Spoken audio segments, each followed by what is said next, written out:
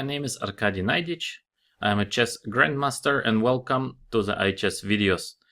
In our next topic, we're going to take a look on a couple of my games. The main topic is playing the last round. To play the last round is always very special, especially in open events when the last round decides about, in case you are in the prizes, are you fighting for the first prize, or maybe just with a loss in the last round you might get nothing. So the decisive last round, it's always a completely different story playing the last round, or it's just a round in the middle of the tournament. Many people are getting nervous, some are playing very badly the last rounds, some are playing very well the decisive games. As we can see as well, there are a lot of draws, especially between the grandmasters during the last rounds. People in general don't tend to risk too much. They are afraid to lose this kind of special battle. But anyhow, personally, I think and I believe that it is very important to learn to handle this kind of situations with a lot of stress, of course. But on the other hand, in case you are trying to improve your skills to play the decisive games, slowly you will improve. And I think in case you want to be a top chess player, in case you want to increase your average results, it is very important to play well in a decisive situation. And as we can see, most of the top players are handling this kind of situations very well. In case we can go to the very top, Carlsen is excellent in situations where he has to win. As well, Nakamura is super strong in situations where he must win. So I think it is definitely a skill which is possible to develop. I'm going to show you 4 of my games. We start with a game between Short and me. It is a game from 2007. It's been maybe second of major events that I have won. The first been the Dortmund Super Tournament, and the second, it is an open in Baku. It was a very big open, and we're in the last round. I am black. I'm facing Nigel Short. Almost 10 years ago, Nigel Short been as well playing much stronger than he's doing right now. Right now, he really is not competing with the top chess players. But 10 years ago, he's still been extremely strong. I had a half point less than him. So in this situation, he needed just a draw to secure sharing the first place. And I needed a win to share the first place. It's been a hard situation for me, especially playing black, and I've been not so experienced. But already back then, I've been quite a decent grandmaster. I've been in the top 100 of the world, and I had quite an aggressive style. So still, even up today, I don't make too many short draws. So let us take a look how the game started. It's going to be a very long game, quite a tense battle. So let's begin. e4, c5, knight f3, d6. In my young years, I practically played only Najdorf. Now I switch more to play Berlin. It is, let's say, much safer, but still I play Najdorf time to time. So d4, take d4, knight f6, knight c3, a6, bishop g5. One of the most sharp variations of Najdorf, e6, f4, queen b6. In back days, queen b6 been basically the only try for black besides knight bd7. Gelfand liked to play a lot knight bd7, but everybody else played queen b6. Right now, maybe we can say that the introduction of h6, bishop h4, and queen b6 right now is a new fashion, and there are more games on that. So queen b6, queen d2. This has been one of the main moves, of course. As well, there is a very tricky queen d3, but queen d2 is definitely the main line. And I played the very rare knight c6.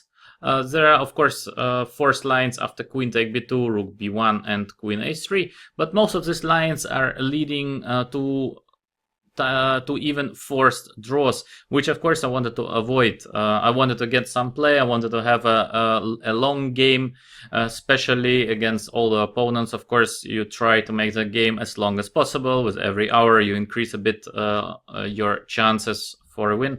So I played the knight c6. The idea of knight c6 is very simple. We attack the knight on d4.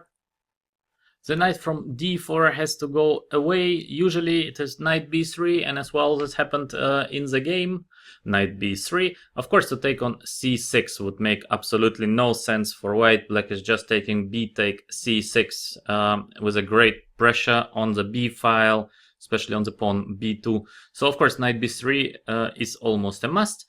And here comes the idea of my very rare variation. It is to play the fast knight g4. The idea of knight g4 is again quite simply visible. It is to exchange the queens. In case black is reaching an endgame, usually black is doing more than fine. So the idea of knight g4 is to play queen e3, check next, in case I can. As well, after knight g4, sometimes we might experience that black even wants to play h6 followed by g5 push, after which we will secure the e5 squares. This is we are gonna see as well in the game, so a little later to that. Short continued with, I think, already a little mistake. He just played the simple bishop d3. I think it's not the best. It does not stop my main idea of playing queen e3 and exchanging the queens. So to my knowledge, there are a couple of interesting moves, and one of them is definitely knight to d1. The idea of knight d1 is simple. We avoid queen e3 next. And actually, maybe black has nothing better than playing queen b4 next. It looks a bit strange. Black is losing a lot of time on this queen exchange, but once again, our main target is to reach the endgame. In case we reach the endgame, things are fine for black. So queen b4 is the main. Of course, white has a lot of different options right now. I would say the position is quite a fighting one. So short continues with bishop d3, and I'm going with a h6. I think quite strong h6. I do not hurry to play queen e3 check. Of course, queen e3 was possible as well, but it leads to quite an unclear battle, we can say like that. Queen take e3, knight take e3, and again white has a lot of options. Of course, the g2 pawn is under attack, but there is an option of, let's say, from the simple ones to play just king f2. The knight will have to leave the square e3. I have to go probably knight g4 check, and then back to with a knight to f6. But black lost quite some time. Still, I think the position is around equal, but the move in the game is a bit more sharper. h6, I attack the bishop on g5, so white needs to play bishop h4, and I go g5. Usually it is very important for black, in case black can, to secure the e5 square. e5 square is one of the main in Naidov. It really gives black great opportunities later on in every endgame.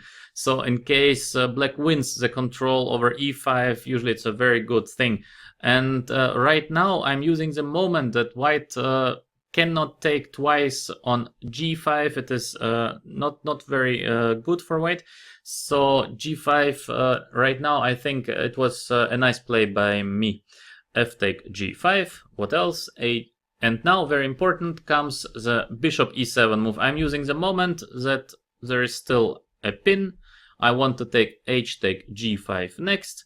So my opponent went long castle. In case of h3, I could just take h take g5. And of course, white cannot win the g5 pawn because of take take and queen f2 check, king d1, and just simple queen take g2, with the idea next of playing knight f2, and black is winning. So long castle, very logical. I went on with queen e3 as well. My main idea, I keep it in mind, I want to change the queens, I want to reach the endgame.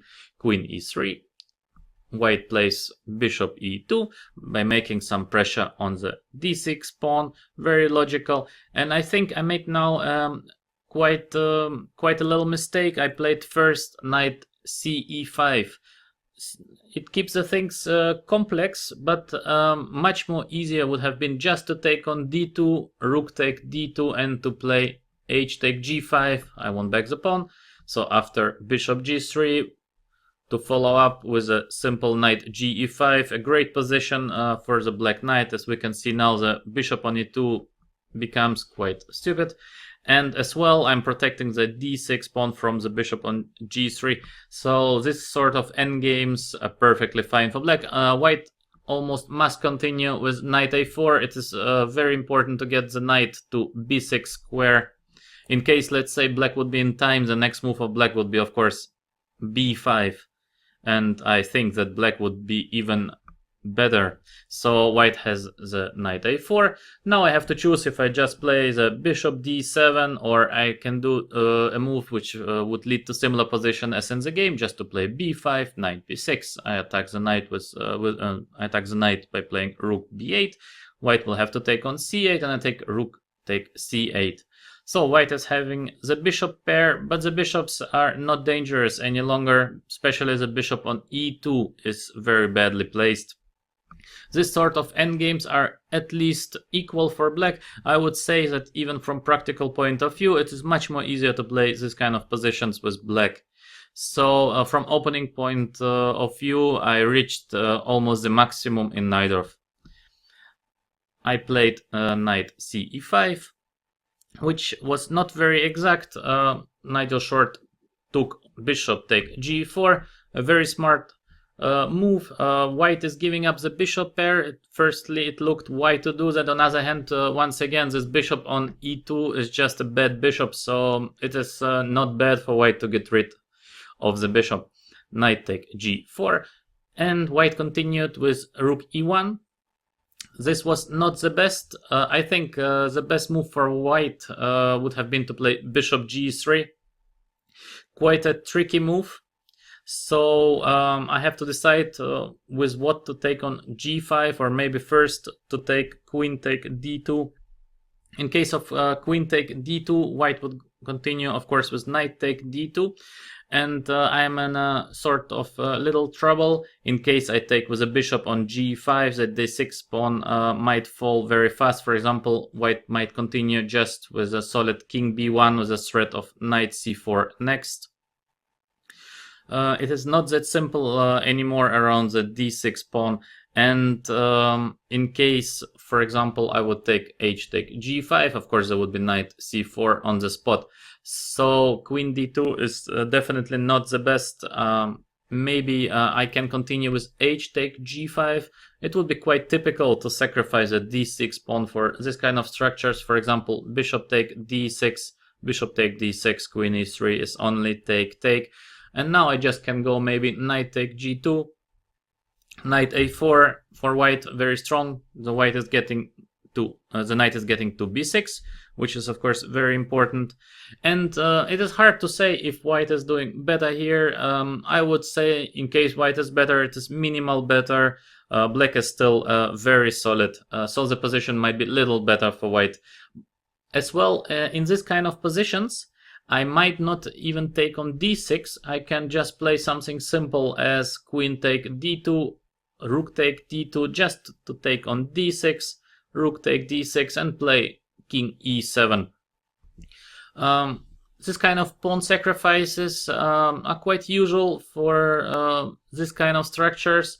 On the other hand, of course, I need to be very careful with moves as rook b6. In case white rook would go back somewhere to d2, of course, black is doing great. Maybe I can even take the h2 pawn on the spot. But let's say, in case I would play even a move as knight e5, this kind of position is around equal. Maybe even theoretically black can be better. The development of black will be very simple. I want to play or bishop d7 followed by bishop c6, or I want to play, for example, b5 followed by bishop b7. Then I will make some pressure on the pawns on h2, g2 as well. The pawn on e4 is not greatly placed. White is a full pawn up. Yes, this is correct, but on the other hand, my pieces will dominate the game, so this kind of endgames are quite profitable for black.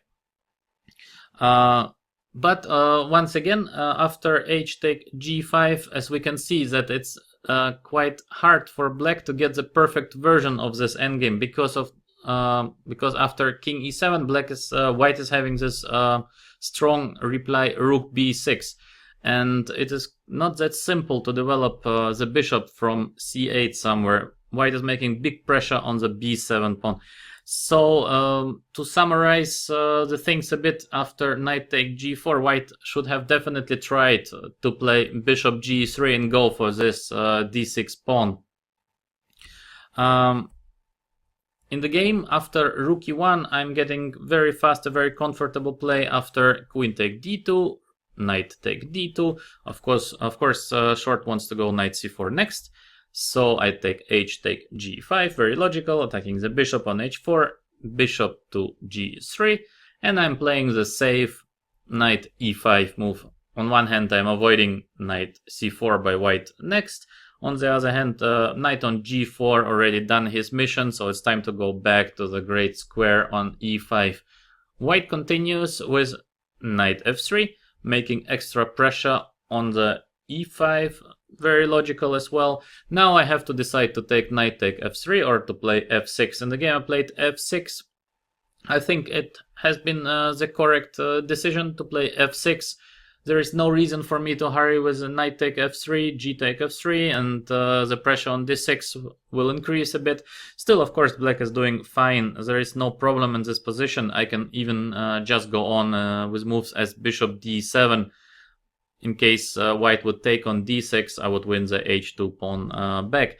But on the other hand, the position is getting a bit too simple, and I wanted to have a fight. I'm not playing for a draw just to secure the result. I would like to have a fighting position. I would like to have some chances of winning this game. So the move f6 is pretty logical from that perspective. White continues with knight a4, of course. The white knight comes to b6. I need to play b5, knight b6, rook b8, take. And white is playing rook f1. The idea of rook f1 is to keep my king a bit longer on e8. Maybe my next move could have been just king f7. So white tries rook f1 to sort of provoke me taking on f3. Of course, I will not take knight take f3. So for the moment, I cannot play king f7 because white would just go knight bishop or knight take on e5, followed by the other piece take on e5 in case of king f7. I'm playing g4, asking if white does white want to take on e5. It is the last chance to take the knight on e5, and short continues with knight d4. Let us take a short look what will happen in case of knight take e5. Now I have to decide to take with d or to take with a f pawn. Probably it is not a simple decision, but from the feeling d take e5 is looking better. The bishop on g3 is really a terrible bishop, so theoretically the pawn e4 could get weak as well. All I need to do is to connect my rooks. So probably next move of black could be something like or rook c4 attacking the e4 pawn, or maybe just to exchange one pair of rooks, which would make the development of the rook h8 a bit more simple. As well, I would try to keep the idea of playing f5 somewhere in mind. In general, such positions should be evaluated as a bit better for black. That's why white continues with knight d4. Now finally I can connect my rooks by playing king f7. The position of black is already very safe, and only black can be doing better here. b3, preventing somewhere knight c4 move. And I think now I found a nice idea of how to improve the position even more. The position is looking nice, yes, but what to do next? I have to think about what could be my plan. How should I develop my pieces and actually other ways of improving my position. The rook on h8 is standing pretty well, attacking the h2 pawn. This can be very useful. It keeps the bishop on g3. The rook on c8 is as well very nicely placed on a free file. I don't think I can improve the position of these two pieces. As well, the knight on e5 takes a very nice position. So basically there is only bishop e7, and I have to do something with this bishop, and I'm playing here bishop d8. I think a very strong response. It has two ideas. In the game, white continued king b2, so now we can see the first idea. It is to play king e7. Finally, I'm getting away from this unpleasant situation on the f file. King on e7 will protect the d6 pawn and f6 pawn at the same time, and I can develop my bishop or to b6 or to a5, trying to make use out of the dark squares. So bishop d8 move been really useful. White continues with knight e2, bishop b6, knight f4.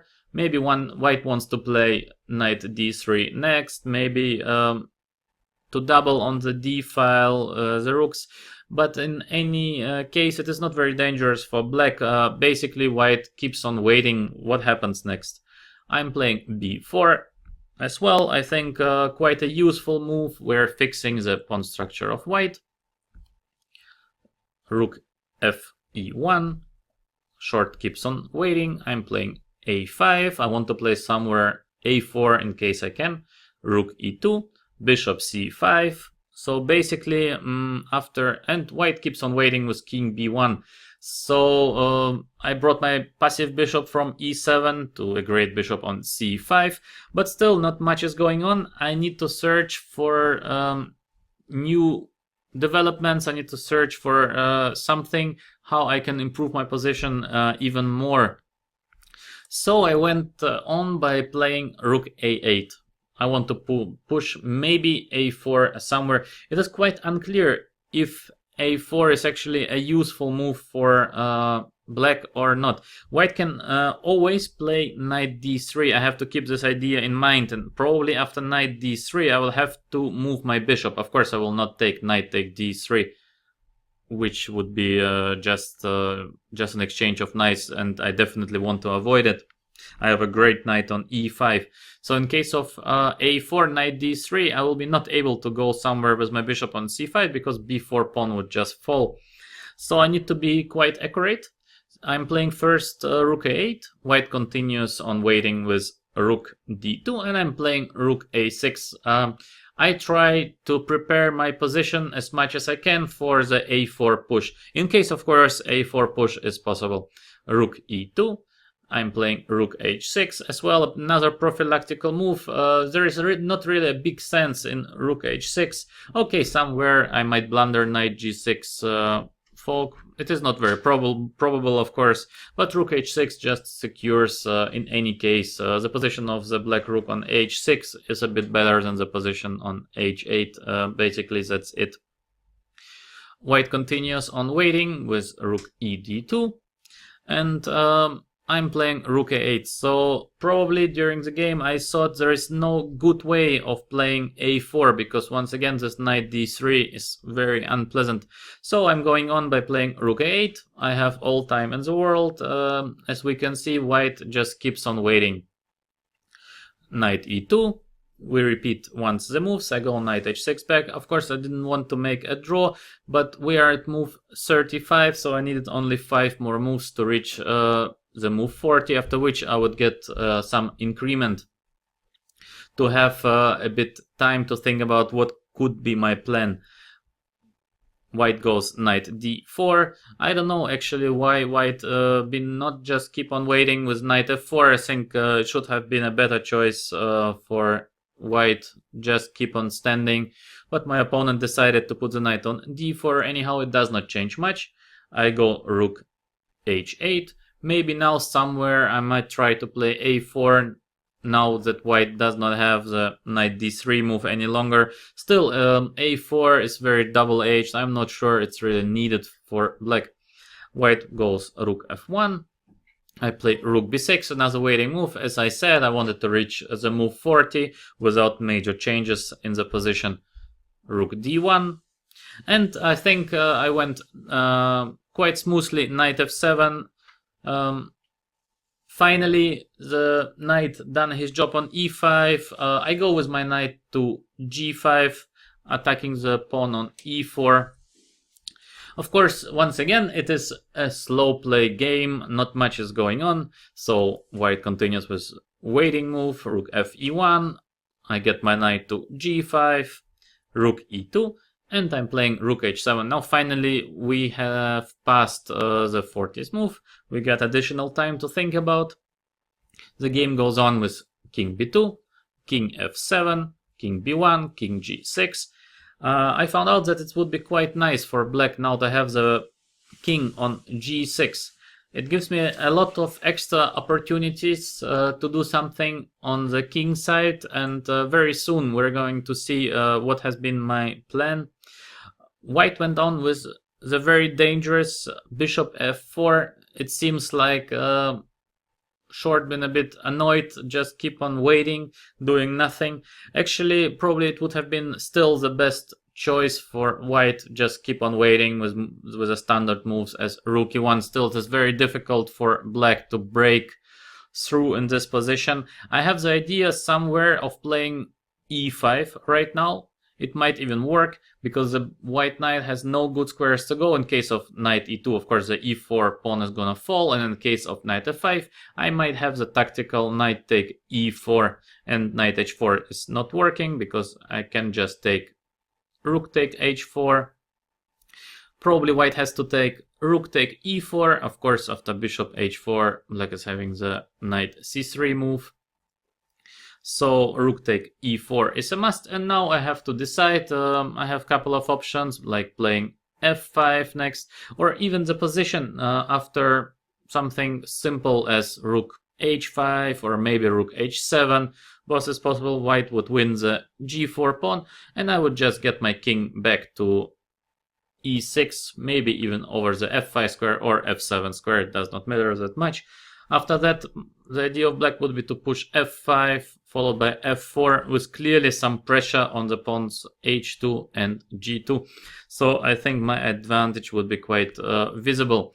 That's why as well Short panicked a bit playing bishop f4. He wants to play bishop g5 next to get rid of my knight.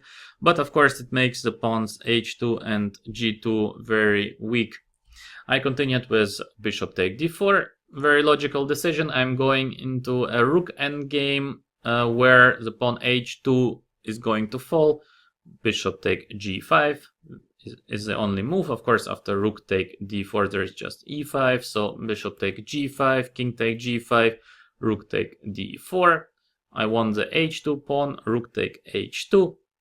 I'm already a pawn up, but still there is quite some fight with the idea king b2. White wants to create by playing c3 or a3 some counterplay on the queen side. I went on with rook b5. It was a very difficult decision for me. I needed to calculate quite precisely the lines, and I think rook b5 is quite a nice move. I want to play next rook e5 followed by f5, f4.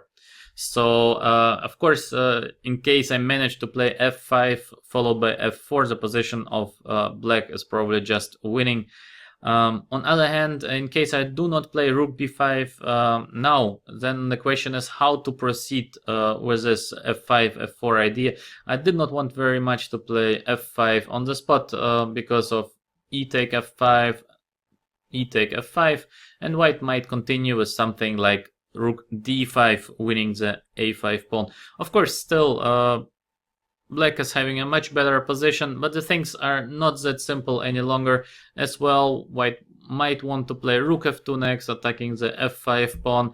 As we can see, things are getting quite complicated, and in case you're having close to a winning rook endgame, of course you want to have the things quite smooth. You do not want to calculate too much, too many risky lines. So I think rook b5 makes the things quite clear. White needs to take on d6. I followed up by rook e5. So I want to play f5 next.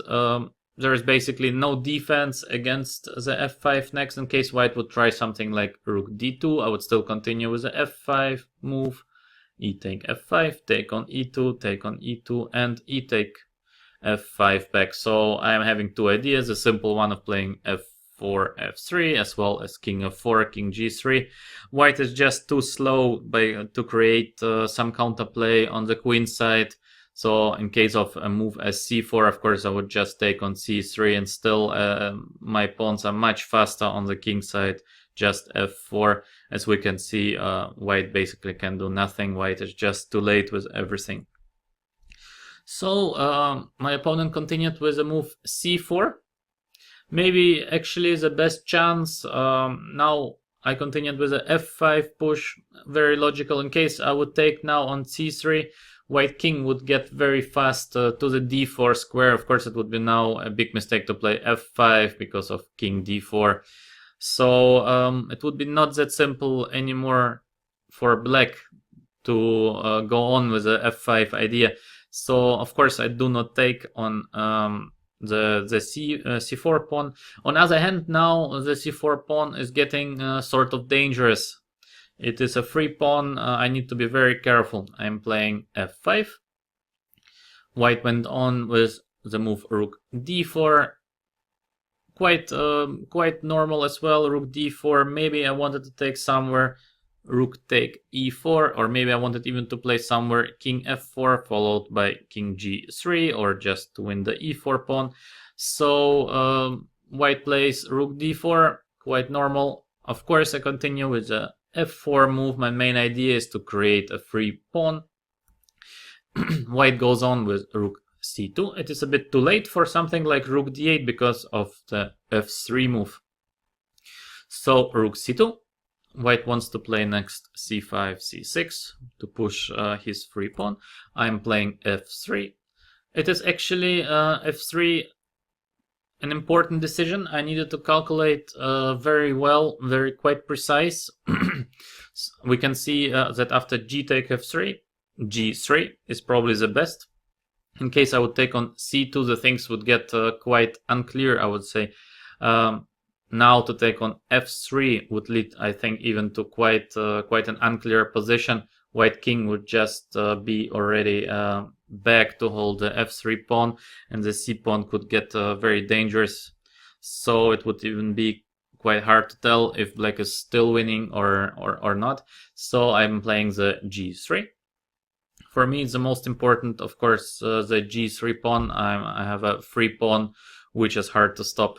White continues with rook d8, probably the best. At least there is a dangerous check on g8. Rook takes c2 now, king takes c2, and king f4 with the idea of rook g5. So king d3. As well, other moves would lead to more or less the same. So white tries king d3, g2. Of course, I'm not taking the f3 pawn, which would be a great mistake. Rook f8 check, king g2, and king d4, followed by c5. And once again, the position would be quite unclear. So g2, rook f8 check, king g3. Now short tries a little trap by playing f4 move. In case of rook g8 check, I would just probably take the pawn on f3. And white is not in time to play king d4 because, of course, rook take e4 is possible, followed by rook g4. So it would be tough for white to prevent the rook take e4 idea, or just the idea of playing rook h5, rook h4, rook g4, as the position of white would be lost on the spot. So white tries one of the last tricks to play f4, attacking my rook. And I'm playing, of course, rook g5. This has been the move that I have prepared by playing this f3, gf, g3. Rook g5 is quite an important resource. I'm blocking the g file, and I want to play g1 queen next. White cannot stop me from queening. And probably rook g5 is already one of the only solutions for black. To play something like rook h5 would be already quite unclear if actually I'm winning or not. just rook g8 check, king f2, king d4, g1 queen. White would just sacrifice the rook and play c5 followed by c6, and the second free pawn would appear after f5. The position is very unclear. Rook g5 is basically the move that wins the game. So f take g5, g1 queen. White tries with g6. And now I started to play quite unprecise. I've been already so happy that the full point is that amazing close. I done the main part of the job.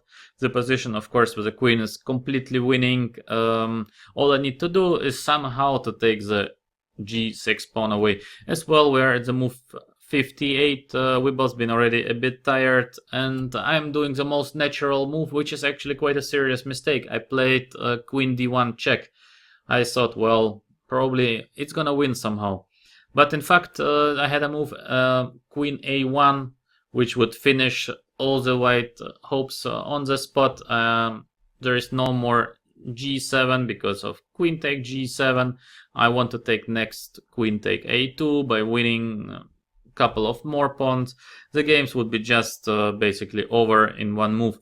So I played the very imprecise queen d1, and after king e3, queen g4, white has the great rook f1. And it is already not that simple, because white wants to push the c4 pawn and get the rook behind the pawn. So it will be not easy for me to stop the c4 pawn, so I will probably need to have it blocked with my queen, which would make my queen very passive. I understood that after rook f1 the things are getting very complex, and of course I was quite upset. I continued with king g2, rook f2 check, king g1, rook c2. Good play by white. The only chance is to push the c pawn. I continued with e5, c5. And now once again I made a move which been quite unprecise. It is just to take queen take g6. Much better would have been to play queen d1 with the idea of queen d4 check.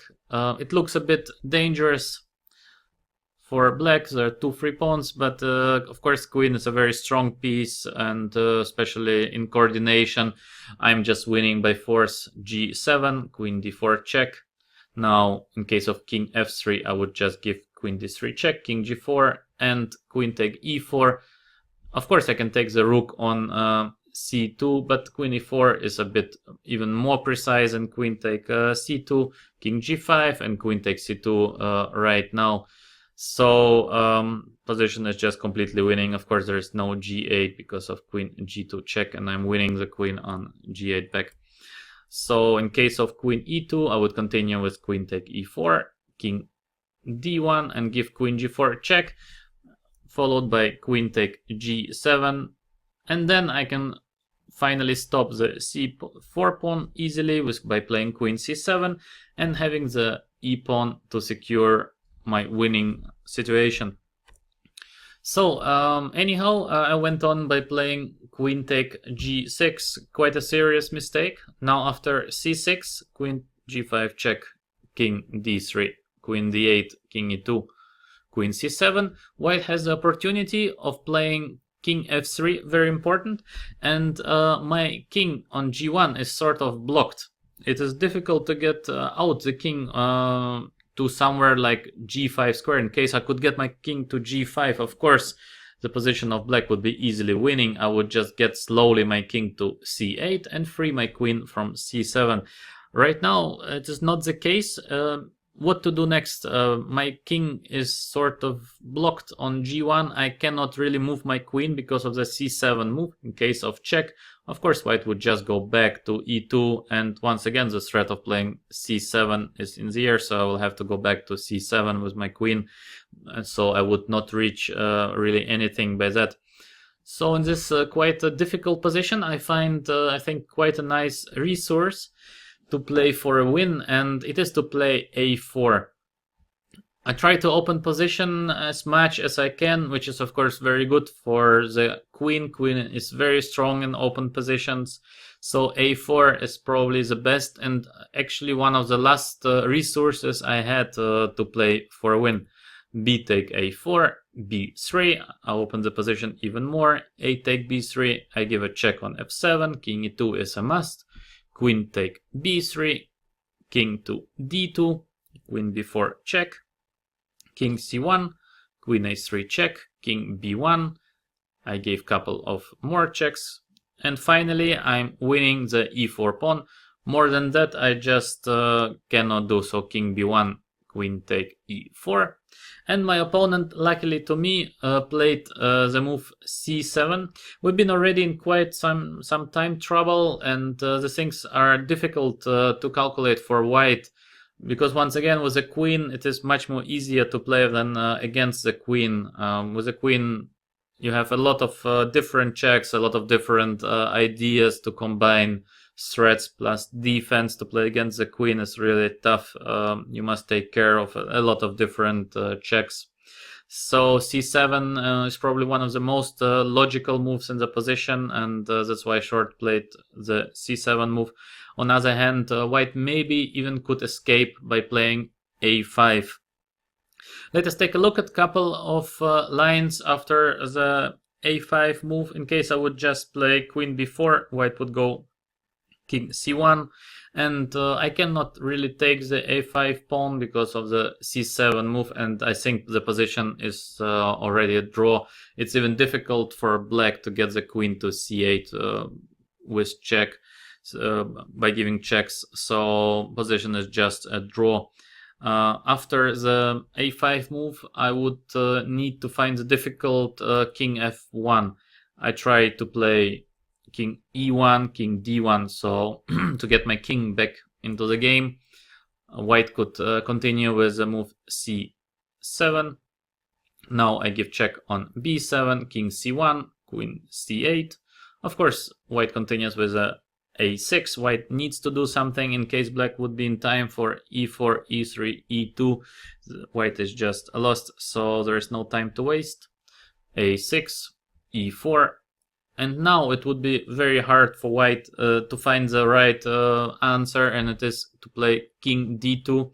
In case of a7, black is having the beautiful e3 move, and there is no a8 because of queen take a8, c8 queen, and queen a1 mate. So white would have to find this king d2 resource, a very hard move to make.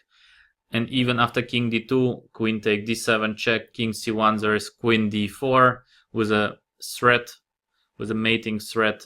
So white needs to find another amazing move, and it is to play rook f2 check. In case of c8 queen, black is mating by queen a1, king d2, and queen e1 mate. So rook f2 seems to be the only move that saves the game. King take f2, c8, and still even here the things are not that simple. Black can continue by playing e3. Black is a bit faster with the e-pawn, plus black can combine the ideas around the white king on c1. Position is a draw, but it's still a fight. So what we have after c7, I continued with queen b7, being very happy, of course, king c1 and queen c8. Now we have a similar position as we saw in the lines with a5, just black is sort of tempo up. So in case of a5 next, e4 is just simply winning, a6, e3, and as we can see, even the position with the pawn on a7 been won for black. So right now the next move of black would be just or e2 or just queen a6 with the idea queen a1 mate. So the position is completely winning. White continued by playing rook c4. Now the black king finally joins the game. King f2, king d2, e4. I want to play e3 next. Rook take e4 is the only, and queen takes c7. The position king rook versus king queen is quite easily winning in case you know couple of main positions, and of course it is very difficult to defend with king and rook versus king and queen. But in fact, in case you want to have a funny try to put this position or any position with king and rook versus king and queen and play it against a computer. you will find out it is really difficult to beat a computer, even in this simply winning position. Computer is never blundering, he finds the best resources of defense. You will wonder actually if you can win this position at all against an engine. Anyhow, short is definitely not an engine, so the rest of the game went smoothly from my point of view. King d3, king f3, rook c4, queen d6 check, king c2, queen b6. Slowly I'm coming closer with my king. So king d2, king b3, king d3. Of course, the position is already completely lost for white. Rook h4 and queen b6 check. So my opponent resigned. In case of rook b4, I have a lot of different ways to finish the game. The most simple one would be to play queen e6 check, and in case a king go to a3, I would just play king c3 with mate in a couple of next moves. Of course, I've been probably the most happiest guy in the playing hall after the handshake. It gave me the tournament win, and it was a big tournament, so it is not something that you're winning something small where you are a big favorite. Anyhow, I've been not the favorite in the tournament. I've been not top seeded. I won it. I've been super happy, especially the game I played. I did it with a black color, which makes the things even a bit harder. What we can say in general about this game, it has been a very long game with a couple of turning points. Definitely one has been already in the opening when white gave me a very easy play with a bishop d3 move. Now I could play the h6, g5, bishop e7, reaching a comfortable endgame. Later on, white definitely should have tried to play not rook e1 but the bishop d3, trying to make use to attack the d6 pawn as fast as possible. And later on, as we saw, what was nice, I think, from my point of view, I did not hurry to force the things. We played a lot of moves with basically no big ideas behind the moves. I improved my bishop's position to c5, and then we went on by moving the rooks. White is not having many options. White needs to be passive, and in the moment when white changed the defense position, short brought the knight to d4, I went on with a nice knight f7, knight g5 idea, attacking the e4 pawn, and later on with the idea of playing king f7, king g6, followed by e5 somewhere.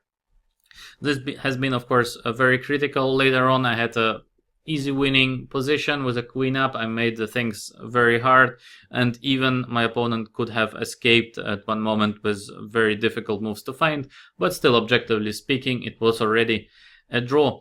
Definitely a very nervous game for both opponents. As we can see, it's been not the best game ever from the quality point of view, but very often the last round games are decided more by the will to win, by the desire to finish the game with a full point.